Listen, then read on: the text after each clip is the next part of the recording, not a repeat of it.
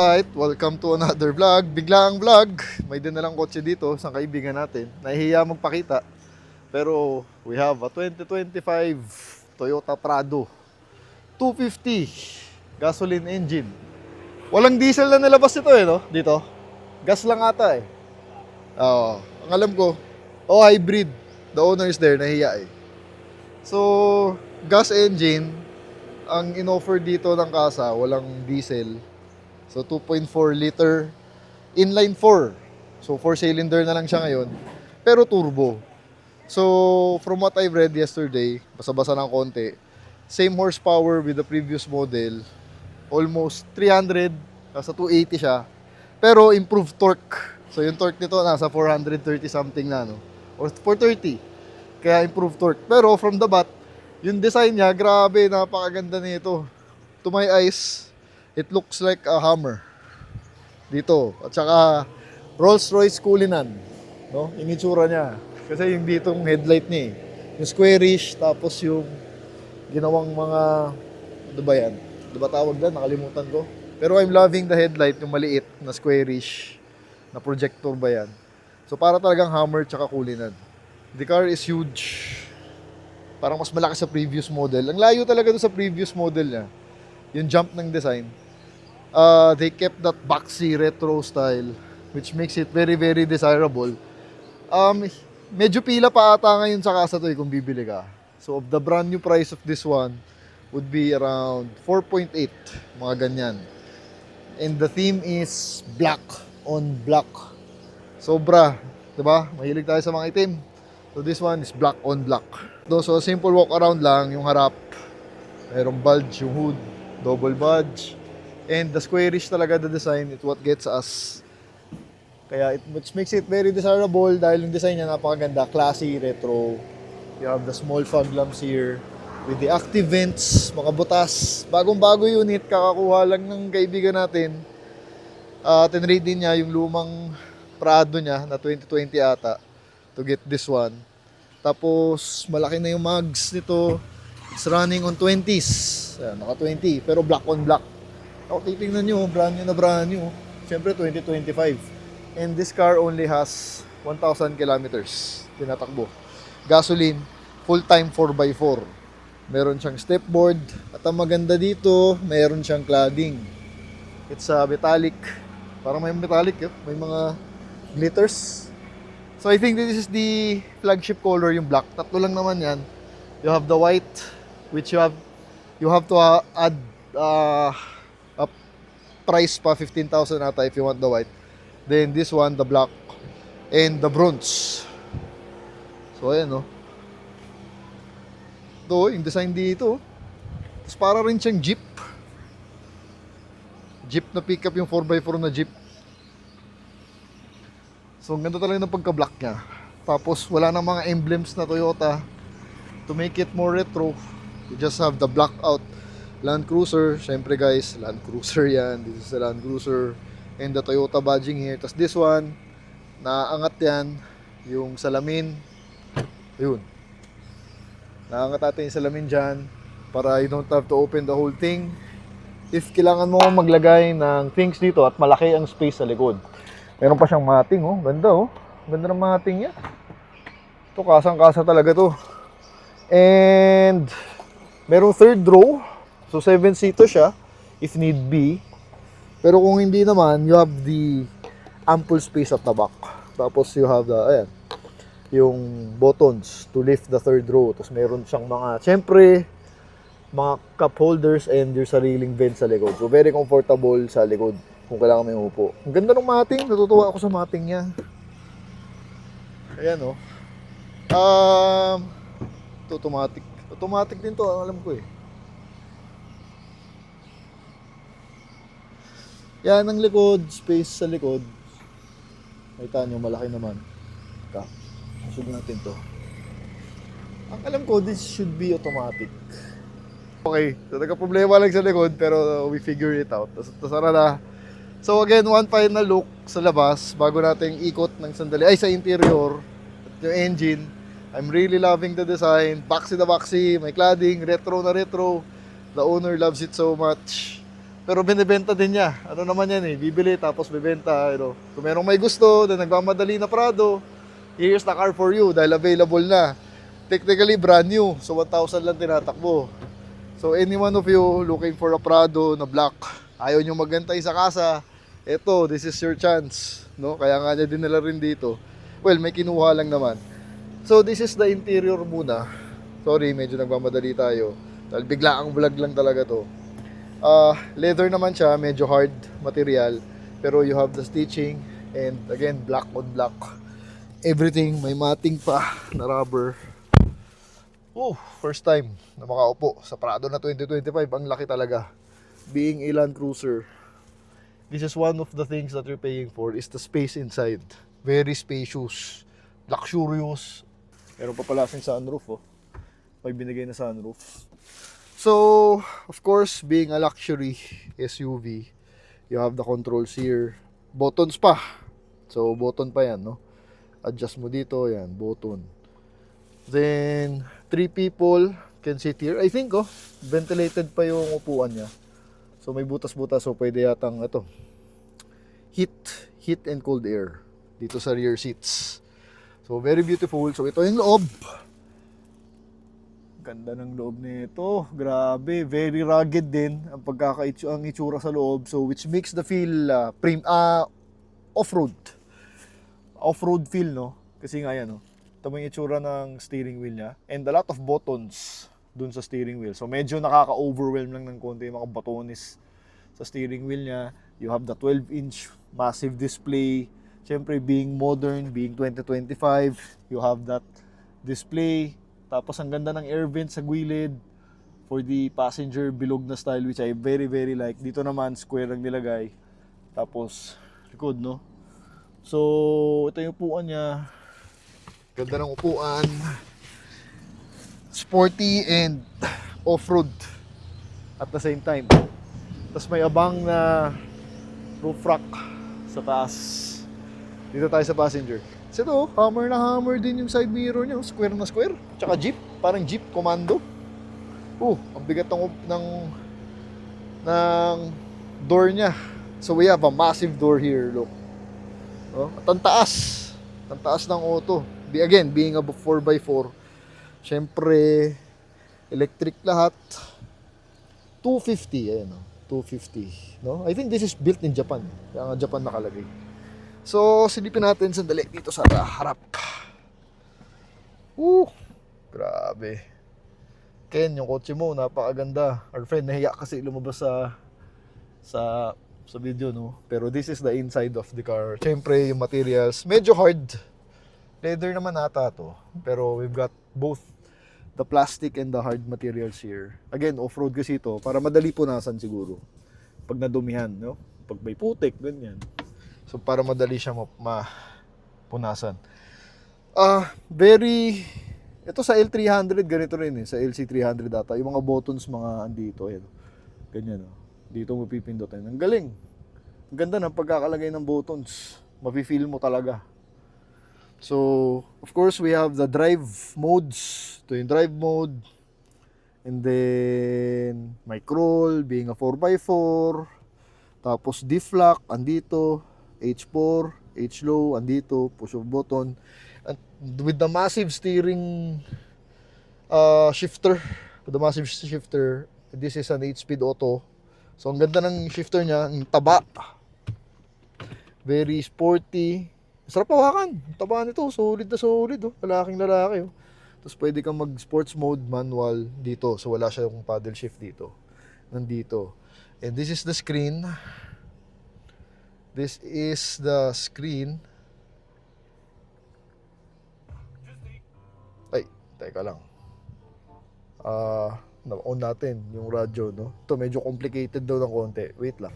Silipin natin yung engine muna, no? So, welcome to the engine of the 250. Grabe. Bigla ang vlog. Hindi siya ano. Teka, wait lang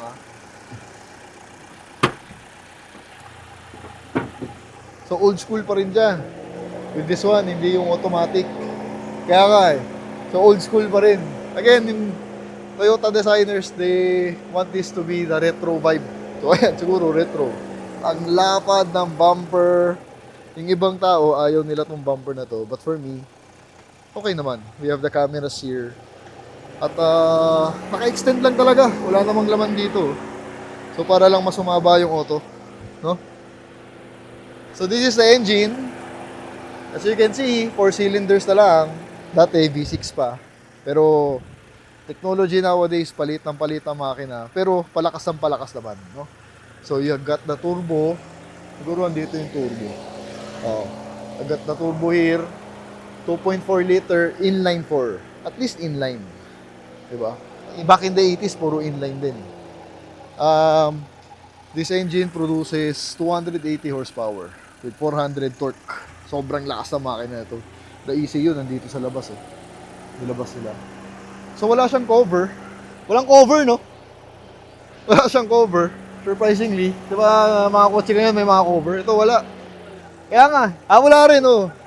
Ito rin, walang hood na insulation. Weird, no? Talagang, siguro pang 4x4 talaga. Kaya ganyan. Pang rag talaga. Tsaka yung feel sa loob. Rugged na rugged ng feel sa loob, no? So, ikot natin sandali para ma-feel natin lahat ng drive nito. So, the owner and I were discussing. Tapos walang fender liner dito. Ayan, no? Bare na bare. So, I guess pang off-road talaga kaya ganyan. Kasi para pag nadumihan, madali linisan, wala ka nang tatanggalin. Pati yung dito, electronic, kasi baka masira kung in-off-road mo. Kaya nila siguro nilagay ito. Weird lang. Weird to see a very modern car na pinapagawa nilang medyo simple rin at the same time. So yung computer sa loob, ang daming screen, modern, pero may mga bagay silang nilagay na to make it very simple. Nakakatuwa lang, no? Go for a ride. First time to drive. Ay, parang kotse pare. Ayun, no? Laki na screen. The owner is joining us. Kailan mo ba nakuha? Last week lang? This week lang? Ibay mo. Okay. Ang ganda nung no? Taba. Taba nito. Ganun din ba yung dati yung sa'yo? Mataba rin? Hindi. Iba? Layo na, no? So, meron nga siya nung, ano bang year sa'yo? 2018 ba? 2018. Na Prado rin, gas din, pero V6. Sobrang layo na talaga sa ngayon. Handling. Hammer na hammer talaga, oh. Kasi yung bulge na hood, ang laki. Kitang-kita mo yun, dalawa, nakaganon. Talagang hammer na hammer. Ang feel. Malaki rin naman sa loob ang feel. Pero rugged na rugged nga. So parang Bronco, no? Parang Bronco din siya. Tapos lamig ng aircon. Again, brand new nga. Ayun, 1,900 ang tinatakbo. Well, sa marketplace, nag-browse din ako. Ganun din naman, mga 1,000. Tapos, ganun din yung presyo, 4.7 something. Kasi brand new would be 4.8 I think eh. Pero, pila ata. Medyo mag-aantay ka ng konti ata. Because everybody is gunning for this car. Especially this color. Ito ata ang flagship nila eh. No? Ganda ng black, no? Iba yung pagka-black niya, basang-basa. Sang angas. Kala mo, naka-bulletproof. Parang gigil makina nito ah. Lakas. Ayun, no? Turbo. Ayun, no? Iba yung tune niya, oh. Hindi mild. Wala ka sa gas. Mas tipid siya. Mas tipid. Compared sa... Yung sa luma mo, sa V6. Bagay, 4 2.4 cylinder na lang. pero turbo. Oh, gaan niya, ah. Gaan, di ba? Di ba bigat? Diba, parang kotse. Oh, parang kotse, oh. Yun, oh, mamaya. Doon sa labas, para mas matesting natin. Tsaka, nagbabrowse ako ng mga YouTube kagabi. Na Philippines, ng mga product. Kunti lang, iilan lang mga nag-YouTube dito. Hindi ko nga alam bakit. Siguro, availability rin. Hintay lang siguro. Hybrid, diesel siguro. Diesel, wala pa eh. Yung hybrid ata, meron na, pero gray market ata. Mas mahal lang konti. Pero, 6. alam mo kung ganito, tangina ganito ka. Rugged talaga, yun yung mga lumang model. Okay. Ito na yung bago ngayon. Kasi di ba Prado pang rugged? Talagang all out ka na. Yan lang, computer. Pero ang ganda dito. Nandiyan pa yung buttons. Parang piano type. Nawang cup holder. Ito si LC200. Yan dapat kukunin niya sunod, di ba? Ganyan gusto niya sana.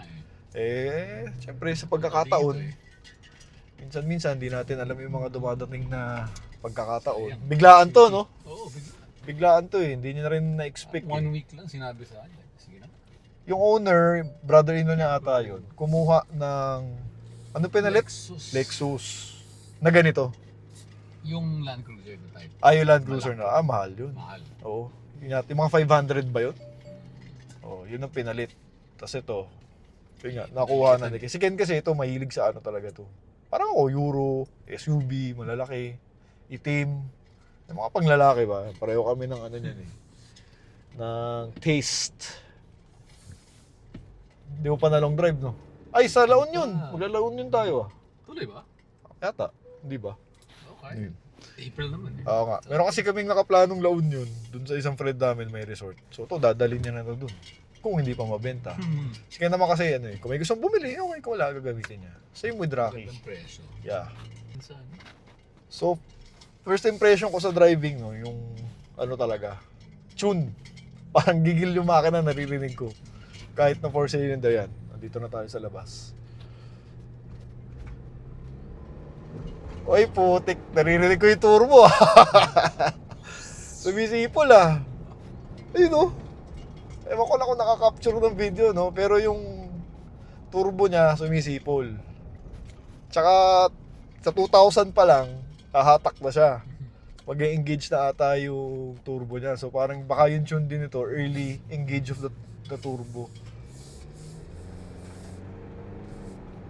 Ayan oh. Magaan. Tsaka pwede mong i-drive ng ganyan lang, hawak sa steering wheel.